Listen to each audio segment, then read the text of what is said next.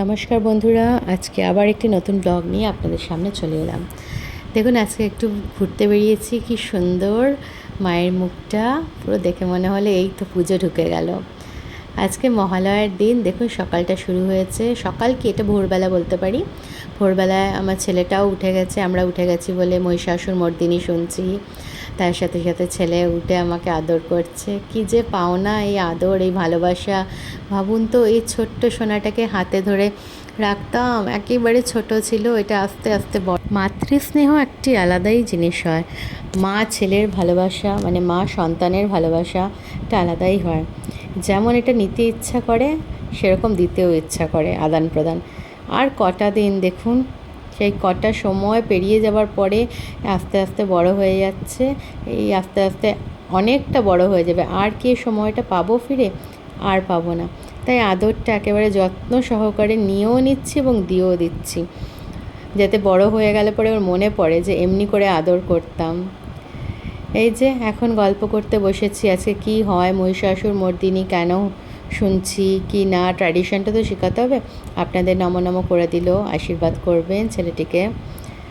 এই তো ওকে জানাচ্ছি আমাদের ট্র্যাডিশন কী হয়, আমাদের শুনতে হয়। আমাদের এটা শুনলেও, শোনাটাও ভালো। যদি না করতে পারছি, শোনাটাও ভালো। এখানে আমার মাও প্রণাম করে দিচ্ছে। সবাই মিলেই আমরা উঠে বসে শুনছি। বিছানাতেই আছে, কিন্তু শুনছি অমনি করে। কারণ এটা আমাদের না, মানে আমার শ্বশুরবাড়ির রিচুয়াল, এটা ট্র্যাডিশনালি এটা হয়ে এসেছে। আমার শাশুড়ি মাকেও দেখেছি এটা করতে। সকালবেলা ভোরবেলায় উঠে মহিষাসুর মর্দিনী চালানো হয়ে যায়, ওটা শুনতে থাকি। শুনতে শুনতে এরপরে চা টা আসে, চা টা খাই। তারপরে ঘর দুয়ার পরিষ্কার হয়, পরিষ্কার পরিচ্ছন্ন হয়ে যাবে, স্নান টান করে এসে পুজো পাঠ শুরু হয়। ততক্ষণে বাবারা, কাকারা যারা আছে সবাই তর্পণ করে নেয়। এখানে দেখুন, ছেলে বাবাকে সুন্দর করে চুল আঁচড়ে দিচ্ছে।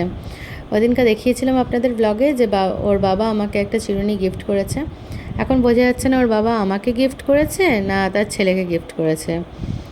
ছেলে নিজেই ব্যস্ত তার বাবার চুলটা আঁচড়ে দেওয়ার জন্য, আর বাবাও ব্যস্ত দেখুন ছেলের চুলটা আঁচড়ে দেওয়ার জন্য। এরা যেই কটা দিন থাকে, বাবা তার খুনসুটি শেষ হয় না তার ছোট্ট সন্তানকে নিয়ে। দেখুন, চা হচ্ছে, কি সুন্দর লাগে না? আমার আগাগোড়াই চায়ের গন্ধটা খুব ভালো লাগে।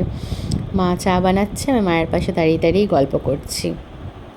অনেক রকম গল্প চলছে মায়ের সাথে। মায়ের সাথে মেয়ের কোনো গল্পের শেষ আছে নাকি? এরপরেই মা চা বানিয়ে আমাদেরকে সার্ভ করবে। মা এসেও গেল সার্ভ করতে। দেখুন, আমি কিন্তু দুধ চা খাই না, ভালো করেই জানেন। তো আজকে একটুখানি দুধ চা আমি আর মা দুজনেই খাবো। এই যে আমার আর আমার হাজব্যান্ডের চা নিয়ে আমরা বসে গেছি।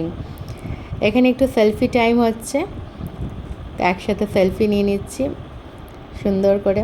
আর আরেকজন একটা জায়গায় কি শান্ত করে বসতে পারে? ও শান্ত হয়ে বসতে পারে না, এক্ষুনি পড়ে যাচ্ছিলো আপনাদের সাথে কথা বলতে বলতে। আর এইদিকে হচ্ছে আমার মা ভাবছে যে ফটো উঠাচ্ছে, অ্যাকচুয়ালি না, মাও যে চা খাচ্ছে সেটাই দেখাচ্ছি। মা ভাবলো স্টিল ফটো হচ্ছে, তাই মা বসে রইলো। তারপরে মাকে বললাম না না, স্টিল ফটো হচ্ছে না, চাটা খাও। তখন মা খেলো। আর এইদিকে আরেকজন বলছে আমি আমি আমি কী করছি দেখাও, আমি কি করছি। তাই জন্য ওর দিকেও ক্যামেরাটা ঘোরানো হলো। ও কী করছে দেখুন, দেখুন কেমন দুষ্টু হয়েছে। আপনারা না কমেন্টে একটু বকা দেবেন।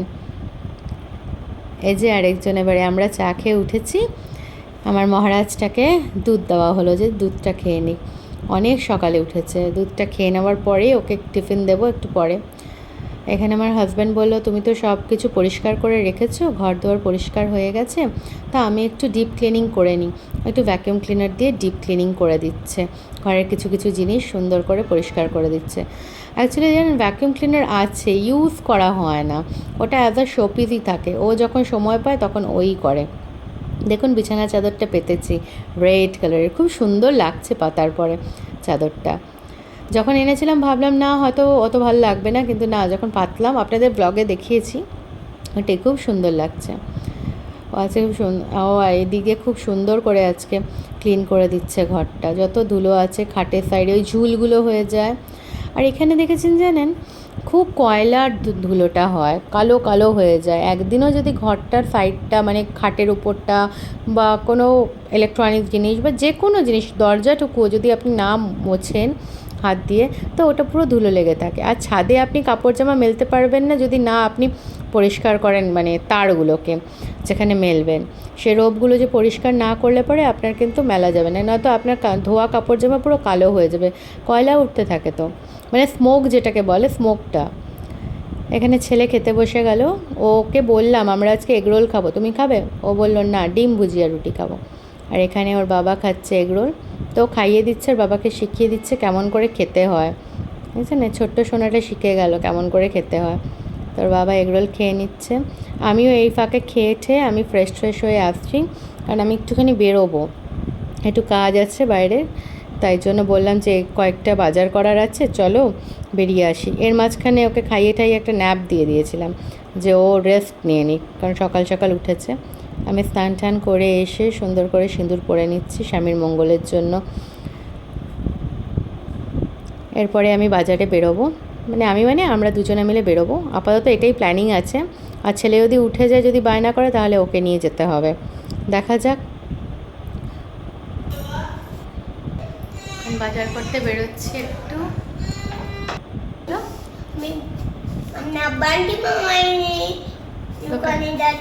হ্যাঁ, টাটা। দেখুন বাইরে বেরিয়ে দুষ্টুমি। আচ্ছা, আমি যাচ্ছি। চলুন, পৌঁছে গেলাম যেখান থেকে আমরা নেব। সব এখানে সুপার মার্কেটের মতন না, এখান থেকে কিছু কিছু জিনিস নেওয়া হয়ে যাচ্ছে, যেগুলো বাড়ন্তি বাড়িতে, সেই জিনিসপত্রগুলো কেনা হয়ে যাচ্ছে। এই ছোটো সুপার মার্কেটগুলোতে না এখন সব কিছুই থাকে হাতের নাগালে, আর এই পাশ ওপাশ অন্য দোকানে যেতে হয় না। আমাদের কেনাকাটি হয়েও গেল, এবারে বেরিয়ে যাওয়া হচ্ছে। এবারে ওর জন্য একটু ফল নেব, আপেল নেব, তাই যাচ্ছি আপেল নিতে। চলুন, বাড়ি এসে ওকে ফ্রেশ করিয়ে দিলাম। দেখুন ছেলে বড় হয়ে গেছে, বলি না, সব কাজও নিজে করবে, ও নিজেই করছে, নিজের মাথা নিজেই মুছছে, পারলে নিজের ড্রেসটুকুও পরবে। শার্ট পরতে পারে, বাটন কিছু কিছু লাগাতে পারে, আর কিছু এমনভাবে লাগায় আর খোলে মনে হয় বাটনগুলো সব খুলেই পড়ে যাবে। স্যান্ডো গেঞ্জিগুলো যেগুলো বেশি লুজ, বেশ বড় বড়, সেইগুলো সুন্দর করে খুলতে পারে, আর এইগুলো একটু পুরো ফিটিংস, তো অসুবিধা হয়। দেখুন নিজে পাউডার লাগাচ্ছে আন্ডার আর্মসে খুব সুন্দর করে, আমাকে বলছে এদিক দিয়ে লাগাবো, জিজ্ঞেস করে লাগাচ্ছে, ব্যাস আমাকেও লাগিয়ে দিল। আমাকেও তো সাজতে হবে না ওর সাথে।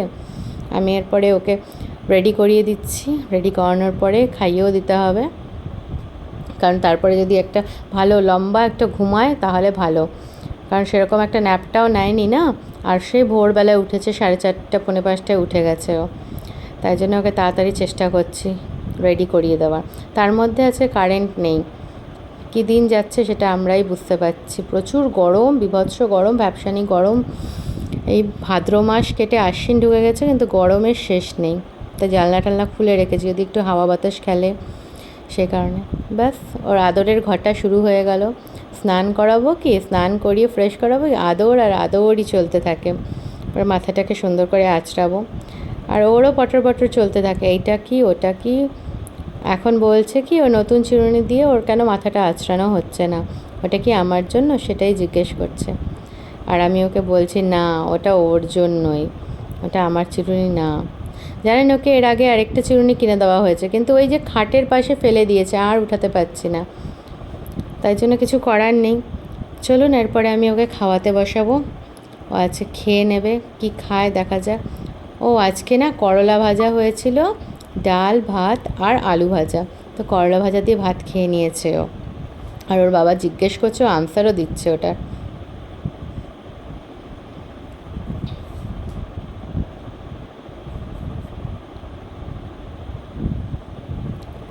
এখানে বলে দিল কি সুন্দর করলা ভাজা দিয়ে ভাত খেয়েছে। এবারে ভাত দিয়ে ডাল মাখছি, ডাল দিয়ে ভাতটা মেখে নিয়ে এলাম ভালো করে, তারপরে আলু ভাজা দিয়ে খাওয়াবো। তো আলু ভাজাও নিজে হাতে নিয়েই খেতে চায় ও, পট করে, মানে আমি শুধু ডাল ভাতটা খাওয়াবো, আলু ভাজাটা ও নিয়ে খাবে, আমি দিলে পরে হবে না। আলু ভাজা খেতেও খুব ভালোবাসে, মাঝে মধ্যেই আলু ভাজা খাবে। আর ওকে যদি জিজ্ঞেস করা হয় কি খাবে, হয় কাতলা মাছের পেটি বলবে, না ভেটকি মাছের পেটি, যে কোনো মাছের পেটি বলবে যেগুলো ও খায়, আর নয়তো বলবে ডাল ভাত আলু সিদ্ধ আলু ভাজাও খাবে। আজকে একটু বাইরে বেরোনোর আছে, মানে একটু বাজারে যাওয়ার আছে, পুজোর তো কোনো জামা কাপড় নেওয়া হয়নি, একটু দেখবো, আগের বার গেছিলাম তো সেরকম মনের মতন পাইনি, এবারে গিয়ে দেখি। চলুন বিকেলে আমরা একটু বেরিয়েছি হাজব্যান্ড ওয়াইফ দুজনে মিলে। ও ঘুমাচ্ছে, তো মায়ের কাছেই রইলো। কি সুন্দর সাজিয়েছে দেখুন, কি অপূর্ব লাগছে। আমাদের এখানে ওজন গ্যালেরিয়া মলটা যেখানে আছে সেখানে আমরা এসেছি। এখানে অনেকগুলো ব্র্যান্ডের শোরুম আছে। তো বেসিক্যালি আমরা একটু ট্রেন্ডসে ঢুকবো, ওখানেই দেখবো। ওখানের জামাগুলো বেশ সুন্দর হয়, ভালো লাগে। গাউন টাইপের যে জামাগুলো না, খুব ভালো লাগে। এখানের মধ্যে না একটা ক্রিম কালারের ড্রেস খুব পছন্দ হয়েছিল, কিন্তু এটাই অসুবিধা যে আমার সাইজের ছিল না, কিন্তু খুব সুন্দর লাগছিলো। এখনও আমি আপনাদের ভয়েস ওভার দিচ্ছি আর আমার মনে হচ্ছে ইস, যদি সাইজটা পেতাম তাহলে খুব ভালো হতো। এই জামাটার কথা বলছি, এটা অপূর্ব লাগছে। যাই হোক, একটা জামা নিয়েছি, তো পেস্তা গ্রিন কালারের একটা জামা নিয়েছি। পুজোর সময় যখন পরবো আপনারা নিশ্চয়ই দেখতে পারবেন ব্লগে। এটা আশা করছি পুজোর সময় পরবো, তখন আপনারা দেখতে পারবেন। তা আপনাদের একটু ঘুরিয়ে দেখাই ট্রেন্ডসে কত কালেকশন আছে নানান রকম কালেকশন, নানান রকম প্রাইসের আছে। আর লোকও ওই দিনকা হয়েছিল বেশ ভালো। অ্যাকচুয়ালি গান্ধী জয়ন্তীও ছিল, অনেকের ছুটি, তাই জন্য মার্কেটটা বেশ ভালো ভরা ভরা লাগছিল। না তো সানডে অনেকজন লোক হয়। এই দেখুন, ট্রেন্ডসের ম্যাটেরিয়ালটা খুব ভালো হয়, মানে আয়ত্তের মধ্যে পাওয়া যায়। চলুন আমরা ওখান থেকে বেরিয়ে গেলাম। কি সুন্দর সাজিয়েছে মলটা দেখুন। এটা না দীপাবলি অবধি থাকবে, তাই জন্য স্বস্তিক, মঙ্গল ঘট, তারপরে হচ্ছে দীপ মানে প্রদীপ, সব কিছু লাগিয়েছে। ঢাক তো আছেই দুর্গাপুজোর, তো সব কিছু মিলিয়ে খুব সুন্দর করে এখানে সাজিয়ে রেখেছে। এরপর একটু খাওয়া দাওয়া হবে। তো আমি অর্ডার করলাম তন্দুরি চিকেন, তো আমার হাজব্যান্ড অর্ডার করলো কলকাতা স্টাইল মোগলাই। তো আমি তন্দুরি চিকেনটার দিকে তাকিয়ে ভাবছি এর সাইজটা তো ছোটো করে দিয়েছে, এর আগের বার বড়ো ছিল, ওটাই চিন্তা করছে বসে বসে।